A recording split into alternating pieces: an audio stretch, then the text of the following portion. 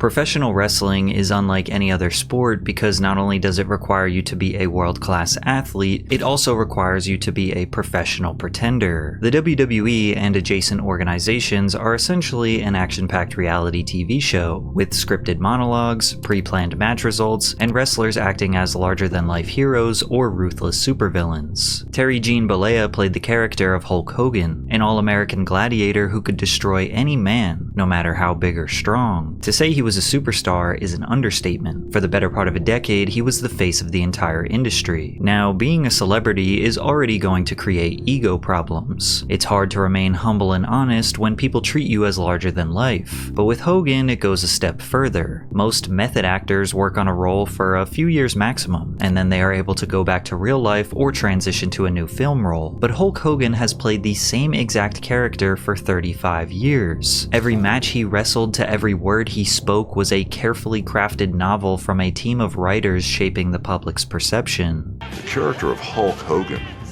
is impeccable. It always has been. There are no holes in his character at all. Unfortunately, every part of his life that he could not control with his team of writers came crashing down. From ruthless cheating on his wife with his daughter's best friend, to getting caught admitting to being a full-blown racist, to nearly having his entire legacy erased from the history books. Hulk Hogan got so caught up in his endless lies that it destroyed his reality. This is how it happened. Terry was raised in Tampa, Florida, where he started watching professional wrestling on TV after school, admiring the brute force he'd see on screen. Although he enjoyed the spectacle, Terry was still focusing on high school baseball. He often talks about how he was on his way to making it big, that is, until his body reached its limit. I was scouted in 10th and 11th grade by the Cincinnati Reds and New York Yankees. I pitched and played third base, and a guy stepped outside the box and he hit the ball in the handle, and as the ball dribbled down the third base line, I picked it up and I threw it underhanded to first base, and I broke that cap off my elbow. They put a cast on my arm and that cap went back on, but after that, my pitching arm was screwed from third base. I didn't have the same arm. Since Hogan became such a superstar, one would assume that there would be some sort of confirmation from the Yankees or Reds that they were once scouting the wrestling phenom. However, there is no proof that that ever happened. It became a theme in Hogan's life to embellish or exaggerate stories so much so that people stopped believing any word he says. One of his favorite stories is how he almost played bass guitar for Metallica. After his baseball career came to a screeching halt, Terry decided to pursue music, spending a decade playing fretless bass guitar in several Florida-based rock bands. By 1976, he formed a band called Ruckus with 2 local musicians. He even claimed he was so good, one of the most legendary rock bands of all time recruited him. I used to be a session musician before I was a wrestler. I played bass guitar. I was big pals with Lars Ulrich, and he asked me if I wanted to play bass with Metallica in their early days, but it didn't work out. Just a few days after Hogan said this, Lars Ulrich went on the Howard Stern show and said that he has a photographic memory, but I certainly have no recollection of doing anything with, quote, Hulk Hogan, end quote. After Lars called out Hogan's lie, the Hulk drastically changed his story. Metallica needed a bass player, and oh my God, would I love to be in Metallica, so I put the word out everywhere. I wanted to get an audition to be in Metallica. Never heard from them either. Perhaps Hogan became accustomed to scripting his persona in his career that he tried to boost up his real-life story a bit. Sure, this could be seen as harmless exaggerations, but this bad habit would slowly leak into almost every facet of his life, and eventually lead to his demise. Have you ever Googled your name and seen yourself on one of those strange sites that has way too much information about you? Feels pretty weird. I'd really rather that kind of stuff wasn't available to anyone who's looking for it. Data brokers are making tons of money selling your information to robocallers and spammers. In the past year, there was a breach of the national public data. The incident compromised over 2.9 billion records used for background checks, including critical personal information such as full names, addresses, dates of birth, phone numbers, and most importantly, social security numbers. That's why I'm excited to tell you about today's sponsor, Aura. Aura can find the data brokers that are sharing your information. These brokers are legally required to remove your info if you ask them to, however, they make it very difficult to do so. That's where Aura comes in and submits opt-out requests for you. You can try Aura free for 2 weeks using my link, aura.com/PatrickCC. Aura has many other features to protect you and your family, like antivirus, VPN, parental controls, password management, identity theft, and more. Aura has them all in one place and you get everything for one affordable price. I have a ton of passwords for all my different accounts, and Aura's password manager is a lifesaver. It helps me keep them all organized and will even let me know if any of them have been compromised. Their spam call protection is great too. Nobody likes those random numbers and scammy texts. I'm not leaving myself and my family vulnerable to data breaches and brokers. And if you don't want to either, you can go to aura.com/PatrickCC to try 2 weeks for free. That will be enough time for Aura to find out if any of your personal data is exposed. Thanks, Aura. When he wasn't absolutely shredding the bass guitar, Terry spent the rest of his days getting shredded at Hector's gym in Tampa, Florida. He encountered many wrestlers from the Florida region who frequented the bars where he performed. I started playing in this kick-ass rock and roll band, and a couple wrestlers came into the show. Then a couple of nights later, even more came in, because they had told each other that there was this kick-ass band, and because there was a kick-ass band, there was all this hot ass running around, you know? All of a sudden, before I knew it, there was a bunch of wrestlers at our gigs. These were regional wrestlers who would wrestle in Tampa, Miami, Orlando, and Tallahassee, so they'd come back to Tampa every night, where we would all be playing till 3 a.m. in the morning. Notable attendees included Jack and Gerald Briscoe, better known as the Briscoe Brothers, a tag team wrestling duo in the area. In 1976, the Briscoe Brothers encouraged Hogan to pursue wrestling after being impressed by his growing physical stature, and in 1977, Hogan embarked on his rookie season as a wrestler. Hulk said in his 2010 autobiography that Elvis Presley was a huge fan of his at the time, but Elvis died 11 days after Hogan's first match in 1977, and that match was not in Memphis, Tennessee, which is where Elvis was. Terry didn't actually commit to a full-blown wrestling career until 1979 when he adopted the stage name Terry the Hulk Boulder. Spending his early years on the independent circuit, he then appeared in various wrestling promotions, including a brief stint in the WWF, before settling in New Japan Pro Wrestling, where he made a name for himself. Sunday, Monday, Tuesday, Wednesday, Thursday,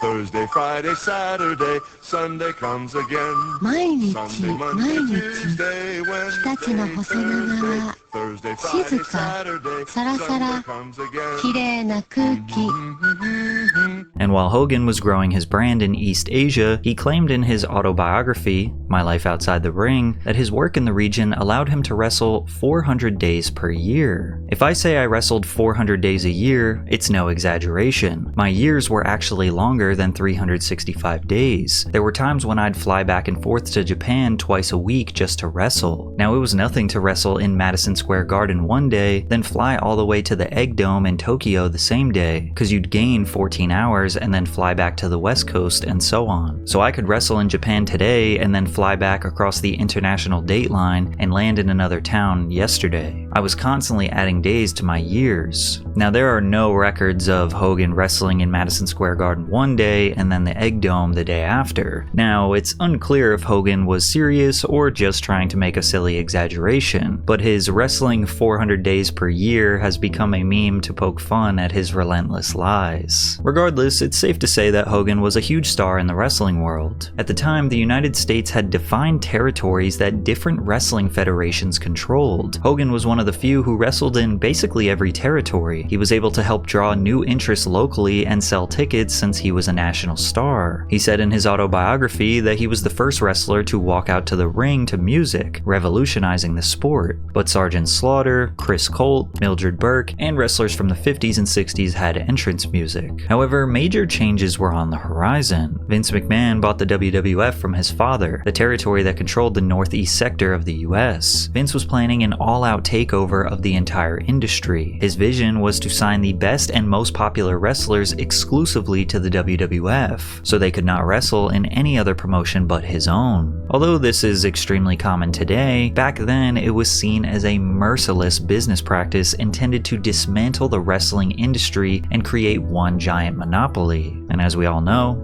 It worked. But after Hogan's acting role in Rocky III, he became a mainstream superstar. And at that moment, Vince McMahon knew who the face of the WWF was going to be. Terry established himself as a fan favorite, and within 1 month, he won his first WWF World Heavyweight Championship at Madison Square Garden. From there, his takeover was in full effect. He was headlining WWF events every night to sold-out crowds across the Northeast, continuing to amplify his superstardom. I feel no pain. I fear no man. In his interviews, Hogan often referred to his fans as Hulkamaniacs and introduced his 3 demandments: training, saying prayers, and eating vitamins. Over time, he added a 4th demandment: believing in oneself. Hulk was larger than life, physically and metaphorically. He stood at a staggering 6 foot 7 inches tall and weighed 295 pounds with 24-inch biceps, all while containing a superstar aura that he described as being similar to a cult leader. Do you know anything about Hulkamania?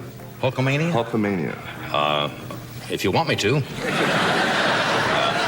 What is Hulkamania? Well, Hulkamania is the newest thing, Johnny. It's the thing that is sweeping the country. I'm sure some of these guys over here might know about it. It's like a new cult.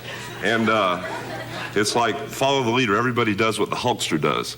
It's like truth, justice, and the Hulk Hogan way. Hogan's image was plastered on action figures, lunchboxes, and video games, making him a pop culture phenomenon and one of the most recognizable figures worldwide. He was named the most requested celebrity of the 1980s for the Make-A-Wish Foundation's children's charity, being featured on the covers of Sports Illustrated, TV Guide, and People magazine, while also having his own CBA Saturday morning cartoon titled Hulk Hogan's Rockin' Wrestling. He was officially the face of professional wrestling. Hogan and Vince McMahon developed a very close relationship. Even though Vince was a ruthless businessman who often took advantage of his wrestlers, Hogan seemed to protect the interests of the corrupt CEO rather than his fellow co-workers. At least that's what WWE Hall of Famer Jesse Ventura says. You and Hulk were once good friends. Yeah, What's the likelihood of that ever being repaired? never. What? Can't trust him. And he's the one that ratted me to Vince when I tried to unionize. I found that out under federal deposition when Vince was put under SWORD, and he didn't hesitate at all. I told my lawyer the story, and in deposition you can ask about anything. And so I wanted to know who ratted me in the locker room, because there were no agents, no one from the office was in there when I did it. So it had to be one of the boys. And when my attorney said, Mr. McMahon, has there ever been a union in wrestling? And Vince said, no. He said, has anyone ever tried to? And Vince said, well, I think Jesse Ventura spouted his mouth off about it once before. And my attorney said, did you hear Mr. Ventura? No. Well, then how do you know he did? With no hesitation, Vince went, Hulk Hogan told me. And I didn't show any emotion, but I almost tipped over in the chair because he was my friend. And I thought, but then I understand why. When we went to court, I saw in WrestleMania 3, Hogan got paid more than all of us combined. Now, why would he want a union when he's getting taken care of? Then again, many wrestlers of this era, like Greg Valentine, say he was a great guy. When I was wrestling in Florida, when he was still playing the guitar at a band, I met him there. So we always, he's a mellow guy, and he likes to smoke the and he don't like getting drunk and crazy and all that. Just a real nice guy, Florida boy, down to earth. So I got along with that type. And my wife, Julie, who I'm still married to now, my wife, beautiful wife, Julie, and Linda became really good friends. So. Nothing could slow down Hogan's dominance, and his reckless actions would lead to his first major controversy. During an interview in 1985, he choked out TV personality Richard Belzer, causing him to lose consciousness. Then he dropped his unconscious body to the floor, where he split his head wide open and required an immediate hospital visit, where he received 9 stitches. Called a front chin lock. How about it, T? Keep like that for a little while.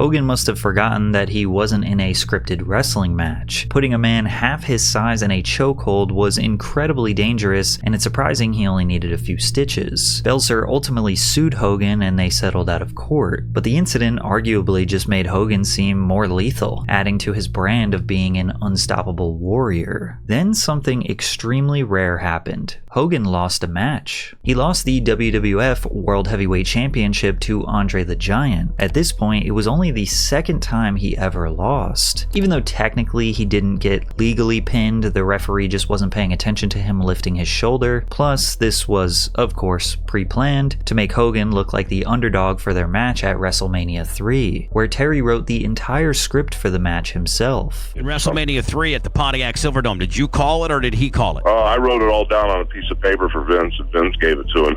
Oh, now, hold on now. So you were afraid. You would testify now that, you physically were afraid of him because, he... No, I wasn't afraid of him, but he was in just so much pain that, we really weren't sure. Vince came to me the night before. We really weren't sure the way the finish was going. So I said, let me write down a plan A Hulk Hogan match. It'll blow the roof down out of the place. So Vince took out his big yellow pad, his big yellow notebook pad, and I wrote down center of the ring. He pushes me, or I push him. I can't remember. I go, he throws a punch. I block it 1, 2, 3 punches, go to pick him up. I fall backwards. First time I've ever done it in my life. Hogan finished the match by picking up the 6'10", 400 or 500 something pound beast and slammed him. Everybody knocks me for this on the internet, and everybody always just says BS. But the honest to God's truth is they weighed him in. They always said he was the 500-pound Andre the Giant. But we weighed him at the scales at the baggage claim in Detroit. When we came to Detroit, he was about 697 because he'd gained a bunch of weight, and he had that huge back surgery in England. He was in a ton of pain. The match was watched by 33 million live viewers, making it the most watched wrestling match in history still to this day. However, this was Hulk Hogan's peak, and his dominance as the #1 wrestler in sports entertainment was coming to a close. He was able to generate excitement for a few more years when he teamed up with WWF's second biggest talent, Macho Man Randy Savage, to form the Mega Powers. The legendary tag team was a fan-favorite partnership built on mutual respect after Hogan saved Savage from a beatdown, leading to their iconic handshake that symbolized their unity. But in the early 90s, the tides began to turn against Hogan and wrestling as a whole, as Vince McMahon and the WWF were being investigated for the rampant steroid usage throughout the business. One of these little dudes out there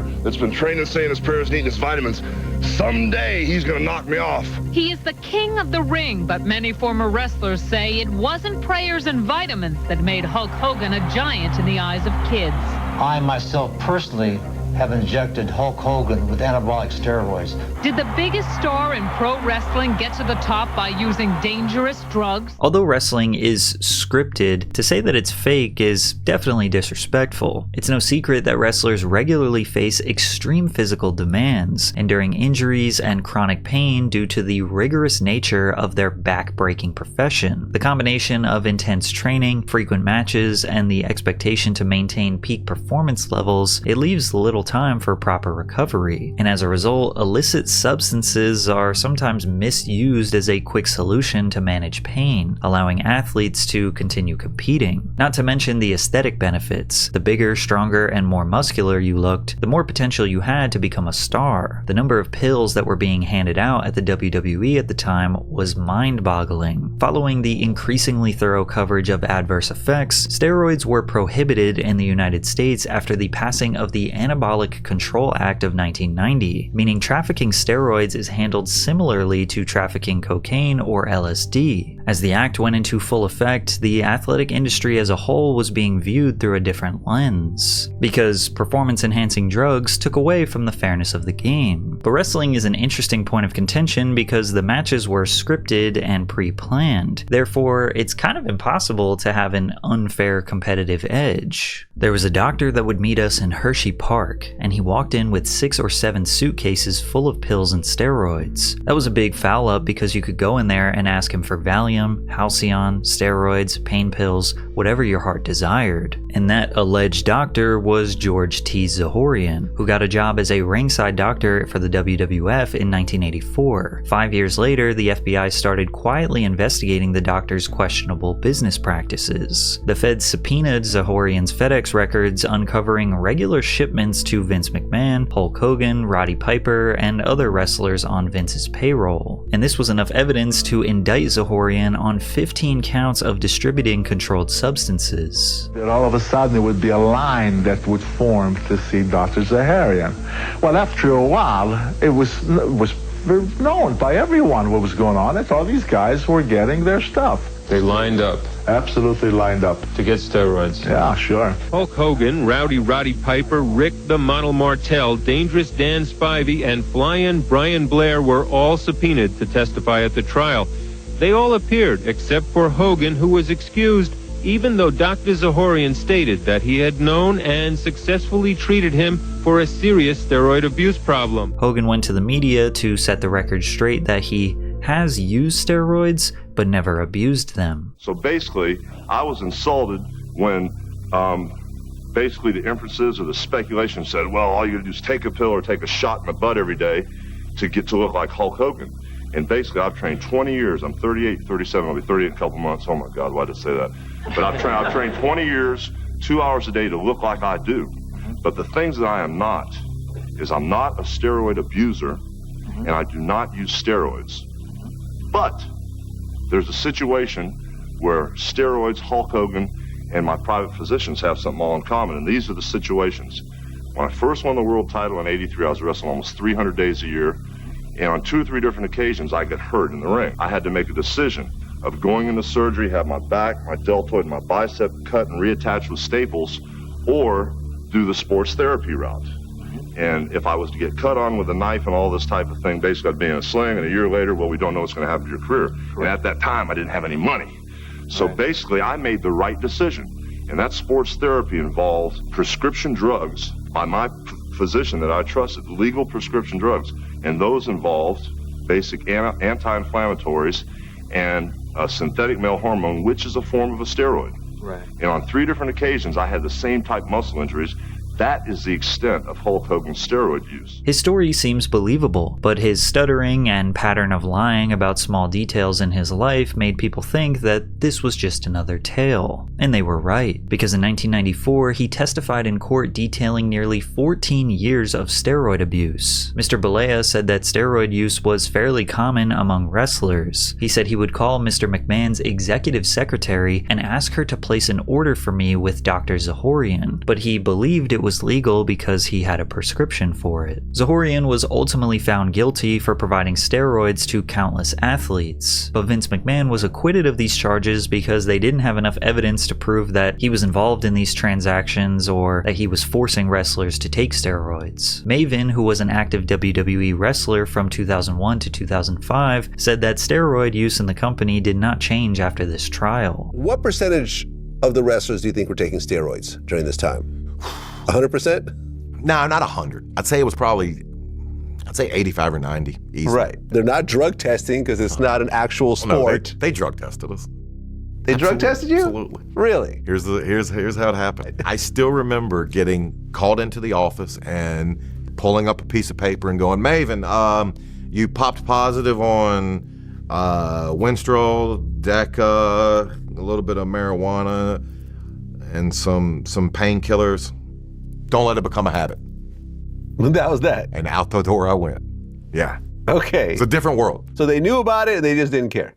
Regardless, after the trial, Hogan's reputation to the public was tarnished. It didn't quite hit the same to portray him as this illustrious American hero inside the ring. Vince McMahon said his career was finished, and the WWF needed younger, fresher, and edgier talent to maintain interest in the sport. Hogan left professional wrestling to pursue a career in film and television. He already had a few movie roles at this point, such as Rip in No Holds Barred and Shep Ramsey in Suburban Commando, but in 1993 we saw his next big motion picture, Mr. Nanny. This film was about a former professional wrestler who is hired to be the nanny for a couple of bratty kids. Now, he's got to bring them back, because he's not just a babysitter. He's Mr. Nanny. As you can imagine, this film, and all his other films, were abysmal box office failures. But lucky for him, he was being scouted by one of the WWF's biggest competitors, World Championship Wrestling, and they were going to save his career. WCW's Executive Vice President, Eric Bischoff, declared open war on the WWF and used financial backing from Ted Turner to aggressively recruit and sign former high-profile WWF wrestlers such as Ric Flair, Ricky Steamboat, and Dusty Rhodes. But they knew Hulk Hogan would drastically increase their visibility, and in 1994, he signed with WCW. I told ya Hulkamania was gonna run wild in the WCW, brother. Look at all the Hulkamaniacs.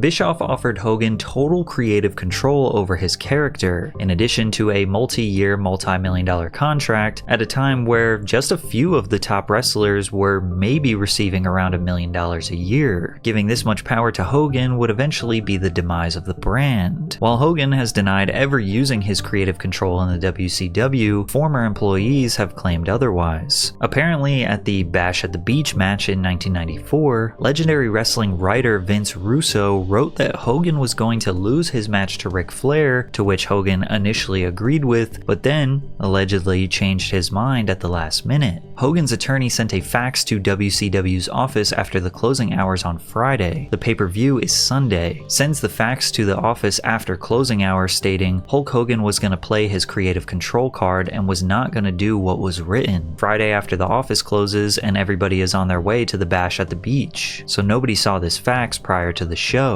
Russo's recollection seems to make sense because in the final moments of the match, Ric Flair is seen hitting Hogan, to which Hogan is not reacting, only for him to put his finishing move on Flair and pin him for the title. This is one small example of what many believe to be Hogan's abuse of power in the WCW, a man who is so enthralled in his own ego that he believes his character and persona is more important than the entire 80-man roster. He even scripted himself to beat every top wrestler on the roster and made himself the champion for 469 days, the longest in WCW history. Or maybe he's just that dominant. Likely sensing that the people were tired of the Hulkamania shtick for the past 2 decades, he finally turned heel, which is a wrestling term for becoming an anti-hero or villain. He formed the legendary trio New World Order, or NWO, alongside Kevin Nash and Scott Hall. He dropped the bright yellow and red and opted for all black. He even dyed his beard black.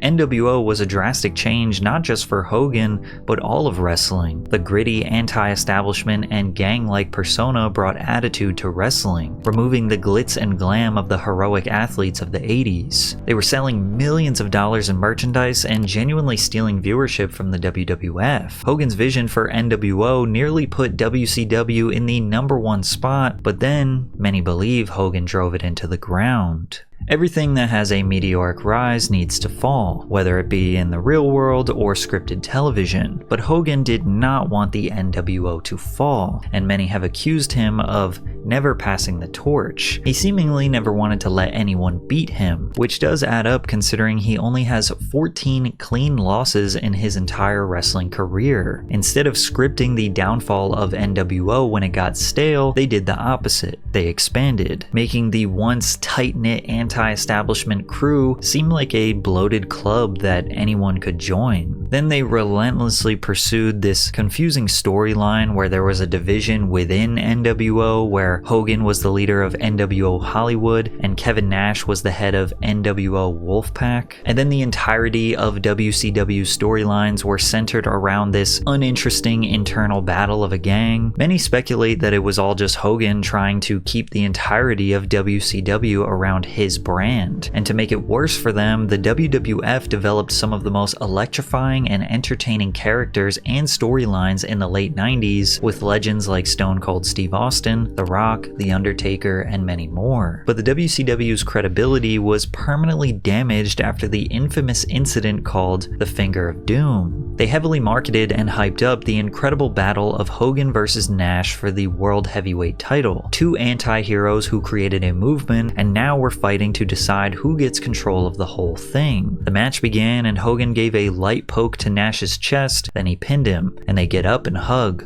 laughing in the faces of viewers for thinking that NWO could be divided. They thought this would make them look just as badass and anti-establishment when they debuted in 1996, but it did the opposite. Fans thought it was pathetic, bad storytelling, and just boring, and the WWF took over. And yet, even after ratings were in the toilet, that still did not stop Hulk from abusing his creative control. Hogan was scheduled to challenge Jeff Jarrett for the WCW World Heavyweight Championship. However, before the match, Hogan was involved in a backstage dispute with scriptwriter Vince Russo. While Russo wanted Jarrett to come out on top, Hogan wanted the title for himself, which resulted in one of the few moments when a wrestler intentionally and obviously went off script. Russo instructed Jarrett to walk in the ring, lie down, not fight back, and let Hogan pin him to become the world champion. In the past, Hogan had forced many wrestlers to metaphorically lie down for him, but he was shocked when someone so blatantly did it in front of the entire world. And after Hogan left the ring with the title, Russo returned to express what just happened, and this wasn't scripted. He was telling the truth. All day long, I'm playing politics with Hulk Hogan because Hulk Hogan tonight wants to play his creative control card. And to Hulk Hogan, that meant that tonight in the middle of this ring, when he knew it was bullshit, he beats Jeff Jarrett. Well, guess what? Hogan got his wish. Hogan got his belt and he went the hell home, and I promise everybody else I'll go in the goddamn grave. You will never see that piece of shit again. And after that moment, Hogan was never seen in the WCW ever again. After Russo's rant, the fans realized just how much control Hogan had. He could decide what would happen with his own character and everyone else's, without anyone being able to stop him. In response to this rant, Hogan filed a defamation lawsuit against Russo, but he had absolutely no case whatsoever, and it was dismissed in 2002. Hogan's creative control became such a widely discussed issue that a long-standing meme holds in the wrestling community, quoting Hogan as saying, "That's not gonna work for me, brother." And although we don't know for certain he ever said this, it seems extremely likely. In February of 2002, Hogan made his return to the WWF as a heel at the No Way Out pay-per-view. He showed up as the leader of the original NWO with Hall and Nash, as the three immediately started causing problems with the company's top superstars, The Rock and Stone Cold. The Rock challenged Hollywood Hogan to a match at WrestleMania 18, billed Icon vs. Icon, and put on one of the greatest matches in WWE history. And to many people's surprise, Hulk Hogan actually lost. The crowd in Toronto Skydome overwhelmingly supported Hogan, creating an electric and unpredictable atmosphere. He received a standing ovation, and this would have been the perfect time to retire. This was his chance to pass the torch, respectfully and humbly take a loss, and gracefully bow out. He was 50 years old, a questionable businessman, but undeniably a legend. Plus, he simply did not fit in with the New Age wrestlers, but instead, he hung around and had a very lackluster exit from the company. Hogan fought the likes of Kurt Angle, teamed up with Edge to capture the Tag Team Championship, helped elevate in newcomer Brock Lesnar, and even went toe-to-toe with Vince McMahon at WrestleMania 19, where the two old guys actually put on a pretty good match. From there, Hogan had a stint where he wrestled as a masked superhero called Mr. America, who loosely resembled Captain America. Mr. America was seemingly an alter ego, as he used the same entrance theme, signature gestures, moves, and phrases as Hogan, despite repeatedly denying being Hulk Hogan. This storyline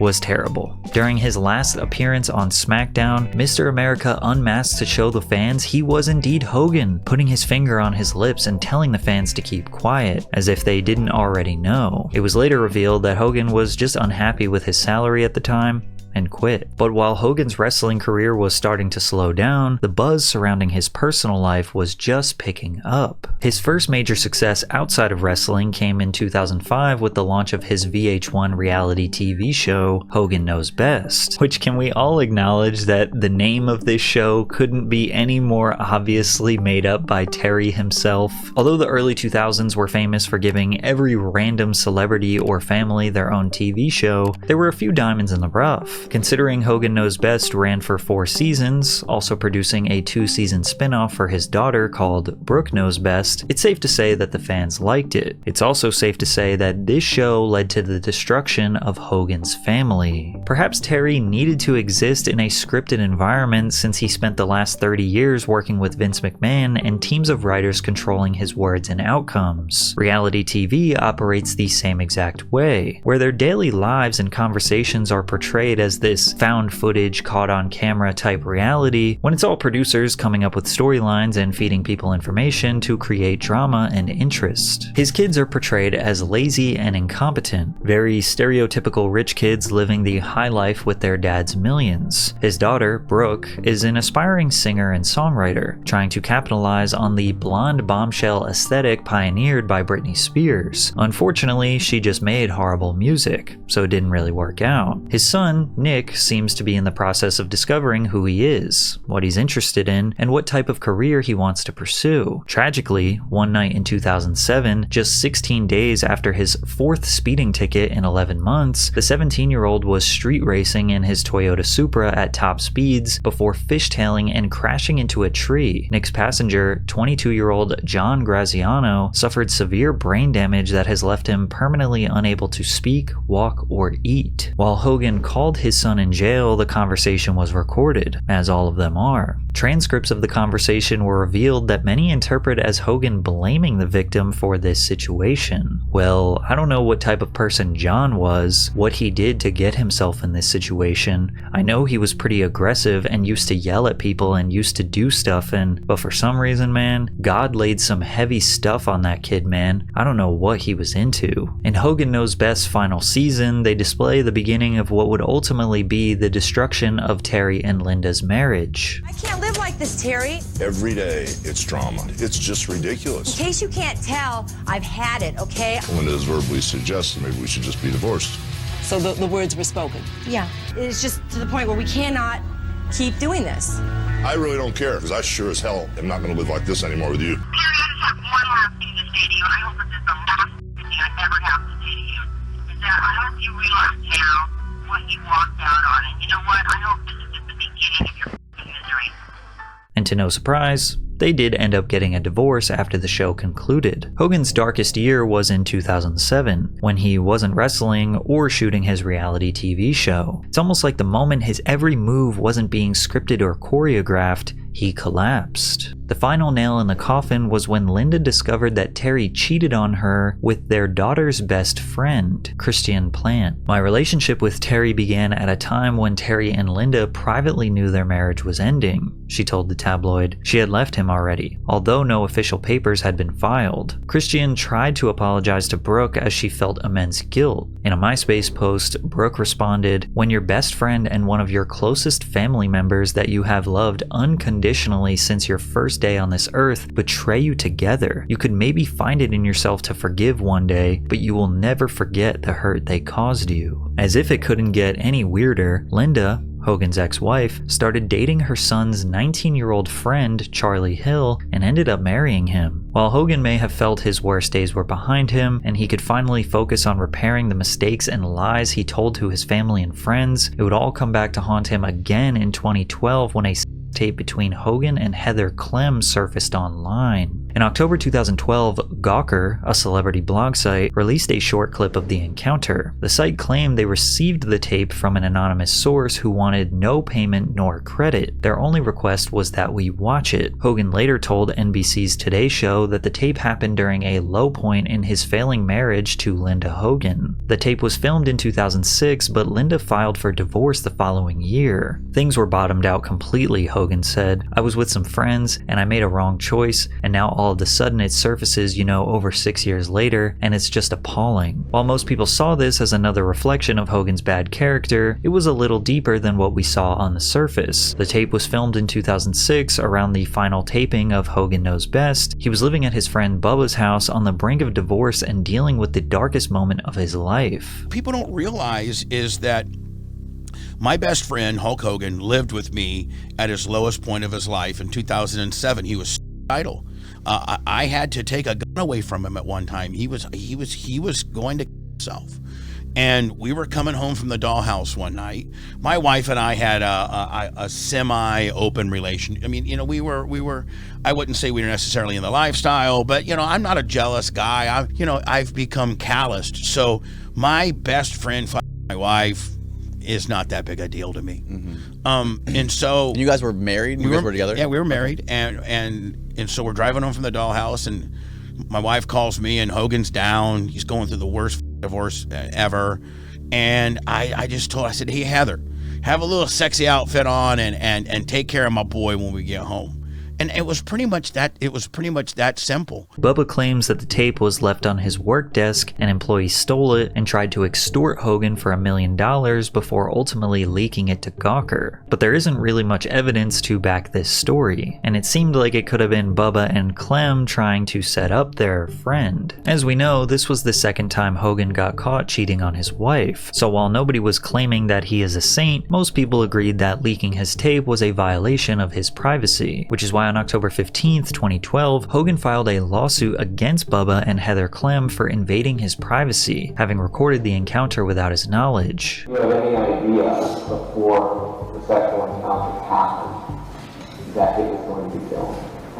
A settlement was reached on October 29th with Clem making a public apology to Hogan. Hogan later sued Gawker Media for posting the 90-second clip of the tape, and on March 18th, 2016, the jury delivered a verdict in favor of Hogan. In compensatory damages, Hogan was awarded $115 million, $55 million for economic harm, and $60 million for emotional distress. The jury later awarded him an additional $25 million in punitive damages. And while this might actually be seen as a huge win for Hogan, more shameful things from his past were coming to light, but this next one would nearly ruin his legacy permanently. More found footage of Hogan was released, but this time he was making racist comments regarding his daughter Brooke dating black men.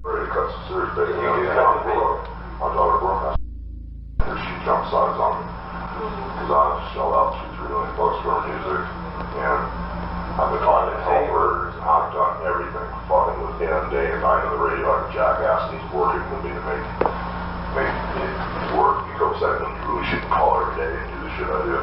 The Southeast record, this black billionaire guy, he's basically did more for her a year than anybody's done. Okay, he had one song after 10 months to shoot it back up and back and back still and momentum, but I try to be the realist, and this is your option. You got a better option. Said you can sign with fuck. He's gonna put $500 million behind you, and right now there's nothing else. We're doing the best we can. So it gets to the point where I really broke was the black and his son, where they've been hanging out. I caught them holding hands together on the tour. They were getting close. I knew before I'm giving a fuck shit. I'm not a double standard type guy. I'm a racist to a point. Yeah. Then when it comes to nice people, we all are that way. Yeah, but when it comes to nice people, you can't say, I don't give a fuck, I don't care, fucking football, fucking basketball player, if we're gonna offenders, let's get a rich one. This kid is a multi-billionaire, but the thing is, now they start doing these nasty emails, so someone will arrive at a relationship, and so now don't ever want to talk to anybody, no. In July of 2015, National Enquirer and Radar Online were the first media outlets to publicize the situation. The recordings disappointed many within the wrestling community, forcing Hogan to come forward and address his racist behavior. 8 years ago, I used offensive language during a conversation. It was unacceptable for me to have used that offensive language. There is no excuse for it, and I apologize for having done it, Hogan said in a statement to People. This is not who I am. I believe very strongly that every person in the world is important and should not be treated differently based on race, gender, orientation, religious beliefs, or otherwise. This is obviously Hogan's biggest lie to date. Like, it's one thing to argue that something is out of context, or maybe something is a microaggression, but here this guy is 60-something years old, dropping hard R's and literally saying out of his mouth, "I'm a racist." It couldn't have been any more clear. The WWE was feeling more pressure than ever to respond to the actions of their once golden boy. And they did. By scrubbing Hulk Hogan from the WWE's website, the company removed almost all references to Hogan, including his listing as a judge for the reality competition show Tough Enough. They removed his merchandise from the WWE shop and his entry from its WWE Hall of Fame page. Hogan tried to reframe the narrative, with his lawyer claiming that Hogan chose to resign. However, WWE clarified the company terminated their contract with Hogan, stating that they are committed to embracing and celebrating individuals from all backgrounds. In response to the controversy, Mattel stopped producing Hulk Hogan's action figures, while Hogan's merchandise was removed from online stores of Target, Toys R Us, and Walmart. Hogan tried to add more context as to the reason why he decided to use these racist remarks in a carefully scripted interview with Good Morning America. Are you a racist?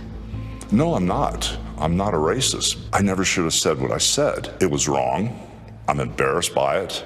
But a lot of people need to realize that you inherit things from your environment. And where I grew up was South Tampa, and it was a really rough neighborhood, very low income. And all my friends, we greeted each other saying that word. The word was just thrown around like it was nothing. Is it fair to say that you inherited a racial bias? I would say that is very fair. The atmosphere, the environment I grew up in, all my white friends, all my black friends, to hear the word on a daily basis when they'd greet me in the morning, that's what they'd say to me. Good morning, so-and-so. I think that was part of the culture and the environment I grew up in. Even though Hogan was ostracized from the wrestling community, many wrestlers continued to speak in support of him. Virgil commented, "Hogan has never given me a reason to believe he is a racist," while Kamala added, "I do not think Hogan meant harm by saying that. Hogan is my brother until he decides not to be." Dwayne Johnson initially expressed his disappointment, claiming to have known Hulk Hogan for a lot of years, assuring, "I'd not know him to be a racist," before strangely describing his racist rant as merely trash talk. WWE Hall of Famer Booker T addressed it as well. Hulk Hogan, especially speaking right now. And, he's an ambassador. He's a great ambassador for the game. He should be a part of it. Yes. Well, with the whole, past N-word stuff and everything else, I know in a report it was like, hey, people deserve second chances. Everybody deserves a second chance. Yeah. That's what life's all about. Even Steve Harvey spoke out in support for Hogan. I have never used the word in a comedy special because it's not acceptable. Now, do I forgive him? Yeah. Do I think his career should be ruined because of it? No, I don't. Because if we ruining people's career for that word right there, ain't none of us gonna be working.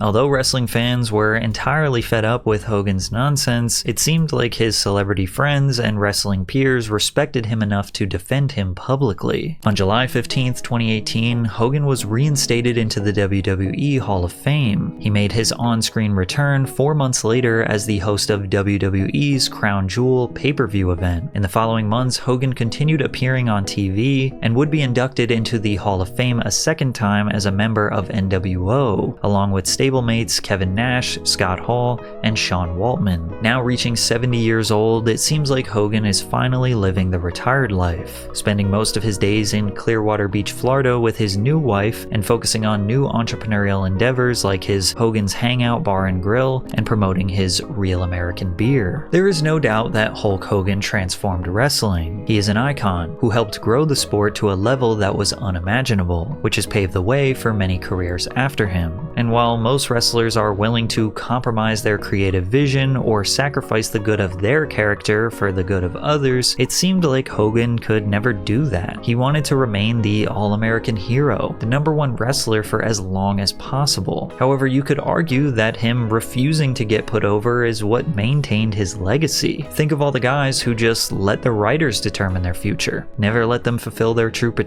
only for them to be forgotten. Some look at the deterioration of Hogan's personal life as some sort of godlike punishment for his decades of abusing his power. It's hard to give Terry the benefit of the doubt because, well, he has lied so much about his life, his past, even extremely small details that can easily be fact-checked. It's hard to know who Terry Bollea really is. Maybe he doesn't even know. However, one thing does seem certain about him. He may not be the best friend, he may not be the role model husband, he may not be a trustworthy businessman, but he does seem to care deeply about his fans. Yeah, but it's just amazing how the fans have made this live forever. Yeah. You know, so it's amazing, and it's the fans that did it.